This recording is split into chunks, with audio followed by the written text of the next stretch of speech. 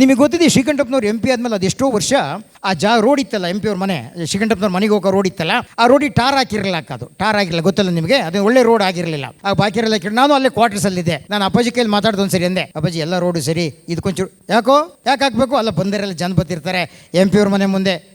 ಜನೇನು MP ಅವ್ರ ಮುಂದೆ road ಹಿಂಗೀತಿ ಅಂತಲೂ ಅಂತಾರೆ. ನಾನೇಂದ್ರೆ ಟಾರ್ ಹಾಕ್ಸಂಡಿ ಅಂತಿತ್ಗ ಊರೊಳಗಳು ರೋಡೆಲ್ಲ ಗುಂಡು ಬಿದ್ದೇವೆ, ಇವ್ರ ಮಾತ್ರ ಇವ್ರ ಮನೆ ಮುಂದೆ ಟಾರ್ ಹಾಕ್ಸಂಡಿದೆ ಅಂತಲೂ ಅಂತಾರೆ. ಹಾಕ್ಸಂದಿರೋದೇ ವಾಸಿ ಸುಮ್ಮನಿರೋ ಅಂದರು ಅಂತೇಳಿ. ಏನು ಚಿಂತನೆ ಅಲ್ವಾ ಅಂತೇಳಿ, ಏನು ಅದ್ಭುತವಾದಂಥ ಪ್ರಜ್ಞೆ ಅಲ್ವಾ ಅಂತೇಳಿ. ತುಂಬಾ ನ್ಯಾಯನಿಷ್ಠುರಿ. ಬಸವಣ್ಣವರು ಒಂದು ವಚನದಲ್ಲಿ ಹೇಳ್ತಾರೆ, ನಾಡಿನ ಮಹಾಮಂತ್ರಿ ಆಗಿ ನ್ಯಾಯನಿಷ್ಠುರಿ, ದಾಕ್ಷಿಣ್ಯ ಪರಲ್ಲ ಅನ್ನಲ್ಲ, ಲೋಕ ವಿರೋಧಿ ಶರಣ ಆರಿಗೂ ಅಂಜುವನಲ್ಲ ಅಂತೇಳಿ. ಯಾರು ಅಂಜಿರೋ ನೋಡಿದಿರ ಶ್ರೀಕಂಠಪ್ಪನವರು? ಅಂಜಿಕೆ ಅಂತಕ್ಕಂಥದ್ದು ಅವರಲ್ಲಿ ಇಲ್ಲವೇ ಇಲ್ಲ ಅಂತೇಳಿ. ಎಷ್ಟು ಮಟ್ಟಿಗೆ ಧೈರ್ಯ, ಎಷ್ಟು ಮಟ್ಟಿಗೆ ಅಂದ್ರೆ ನಮಗೆ ಒಂದೊಂದ್ಸರಿ ಭಯ ಆಗೋದು ಅಂತೇಳಿ.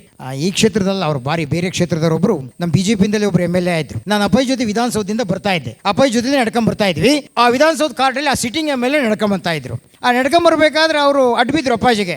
ಏನಪ್ಪ ಮೊನ್ನೆ ಕೇಳಿದೆ ನಿನ್ನ ವಿಚಾರನೂ, ಏನು ಅಂಗನವಾಡಿ ಟೀಚರ್ಸ್ಗಳು ಆಯ್ಕೆ ಮಾಡ್ಕೊಂಡ್ರಂತಲ್ಲ, ಅದ್ರಾಗೂ ದುಡ್ಡು ತಿಂದಿಯಂತೆ, ಸ್ವಲ್ಪ ನೆಟ್ಗಿರೋ ಅಂದ್ಬಿಡೋದ.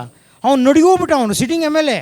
ನಾವು ಅಲ್ಲೇ ಬರ್ತಾ ಇದ್ದೀವಿ, ಏಕ್ದಮ್ ಹಿಂಗೆ ಅಂದ್ಬಿಟ್ರು ಅಂತೇಳಿ. ನಾನು ನಿನ್ನ ಬಗ್ಗೆ ಎಲ್ಲ ತಿಳ್ಕೊಂಡೆ, ಅಂಗನವಾಡಿ ಟೀಚರ್ ಆಯ್ಕೆ ಅದ್ರಾಗೂ ದುಡ್ಡು ತಿಂದಿದೆಯಂತೆ, ಸ್ವಲ್ಪ ನನಗೆ ಆಶ್ಚರ್ಯ ಆಗ್ಬಿಡ್ತು, ಶಾಕ್ ಆಗ್ಬಿಡ್ತು. ಆಮೇಲೆ ಹೋದ್ಮೇಲೆ ಹಂಗಂದೆ, ಅಲ್ಲಪ್ಪಾಜಿ ಇದೇನು ಹಿಂಗೆ ಅಂದ್ಬಿಟ್ರೆ ಸುಮ್ಮನೆ ಹಿಂಗೆ ಕಲಿಸ್ಬೇಕು ಇವ್ರಿಗೆಲ್ಲ ಅಂತೇಳಿ. ಏನು ಅದ್ಭುತವಾದಂಥ ಶುದ್ಧಾಸ್ತದ ರಾಜಕಾರಣಿ ಅಲ್ವಾ ಅಂತೇಳಿ, ಏನು ಕ್ಲೀನ್ ಹ್ಯಾಂಡ್ ಅಲ್ವಾ ಅಂತೇಳಿ, ಏನು ಪರಿಶುದ್ಧವಾದಂಥ, ಅಷ್ಟರ ಮಟ್ಟಿಗೆ ಪ್ರಾಯಶಃ ಸಾರ್ವಜನಿಕ ಜೀವನದಲ್ಲಿ ಒಂದು ನಿಜವಾದಂಥ ಛಾಪನ್ನು ಮೂಡಿಸಿದಂಥ ವ್ಯಕ್ತಿತ್ವ ಅಂದರೆ ಅದು ನಮ್ಮ ಶ್ರೀಕಂಠಪ್ಪನವರು ಅಂತಕ್ಕಂಥದ್ದು. ಆ ಶ್ರೀಕಂಠಪ್ಪನವ್ರಿಗೆ ಸರಿಸಾಟಿಯಾಗಿ ಅವರೆಲ್ಲ ಬದುಕಿನಲ್ಲಿ ನೋವುಗಳನ್ನು, ನಲಿವುಗಳನ್ನು ಸರಿಸಮಾನವಾಗಿ ಹಂಚಿಕೊಂಡಂಥ ಒಂದು ಆದರ್ಶದ ದಾಂಪತ್ಯ ಜೀವನ ನಮ್ಮ ಕಣ್ಣೆದುರಿಗಿದ್ದು ಅಂದರೆ ಅದು ಶ್ರೀಕಂಠಪ್ಪ ಮತ್ತು ಲಲಿತಮ್ಮನವರು ಅಂತಕ್ಕಂಥ ಮಾತನ್ನು ಹೇಳ್ತಾ, ಶ್ರೀಕಂಠಪ್ಪನವ್ರು ಲಿಂಗೈಕ್ಯರಾದಾಗ ತಮಗೆಲ್ಲ ಗೊತ್ತಿದೆ, 2008ನೇ ಇಸ್ವಿನಲ್ಲಿ ಯಡಿಯೂರಪ್ಪನವ್ರು ಬಂದಿದ್ದರು, ಅನಂತಕುಮಾರ್ ಬಂದಿದ್ದರು, ಶ್ರೀಗಿರಿ ಜಗದ್ಗುರುಗಳು ಬಂದಿದ್ದರು. ಸಾವಿರ ಜನಗಳ ಮಧ್ಯೆ ಅವರ ಅಂತಿಮ ಸಂಸ್ಕಾರ ಆದಂಥ ಸಂದರ್ಭದಲ್ಲಿ ನನಗನ್ಸುತ್ತೆ, ಶರಣರ ಗುಣವನ್ನು ಯಾವ ಮರಣದಲ್ಲಿ ಕಾಣುವಂತಾರೆ, ಹಾಗೆ ಜನ ಕಡಿಮೆ ಬಂದರೂ ಕೂಡ ಮನೇಲಿದ್ದ ಜಾಗದಲ್ಲೇ ಲಲಿತಮ್ಮನವ್ರು ಹೋದ್ರಂತೆ ಅಂತ ಹೇಳ್ತಾ ಸುಮಾರು ಒಂದು 2 ವರ್ಷಗಳ ಕಾಲ ಕಷ್ಟದ ಜೀವನ ಅನುಭವಿಸಿತ್ತು ಅವರು.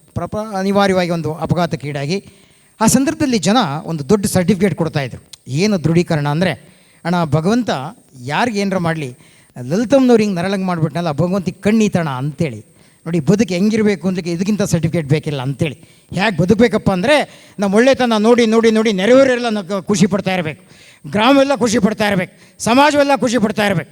ಕಡೆಗೆ ಒಂದಲ್ಲ ಒಂದು ದಿವಸ ನಾವು ಸಮಾಧಿ ಹತ್ರ ತಗೊಂಡೋಗ್ತೀವಲ್ಲ ಆ ಡೆಡ್ ಬಾಡಿನ, ಆ ಪಾರ್ಥಿವ ಶರೀರ ತಗೊಂಡೋಗ್ಬೇಕಾದ್ರೆ, ಅಯ್ಯೋ ಇಂಥ ಪುಣ್ಯಾತ್ಕಿತ್ತಿ ನನ್ನ ಹತ್ರ ಬರ್ತಿದ್ರಲ್ಲ ಅಂತೇಳಿ ಆ ಸಮಾಧಿ ಕೂಡ ಕಣ್ಣೀರು ಹಾಕಬೇಕು, ಸ್ಮಶಾನ ಕೂಡ ಕಣ್ಣೀರು ಹಾಕಬೇಕು. ಆ ರೀತಿ ಬದುಕಿದ ಜೀವ ಲಲಿತಮ್ಮನವರು ಅಂತಕ್ಕಂಥದ್ದನ್ನು ಅತ್ಯಂತ ವಿಷಾದದಿಂದ ಈ ಮಾತನ್ನು ಹೇಳ್ತಾ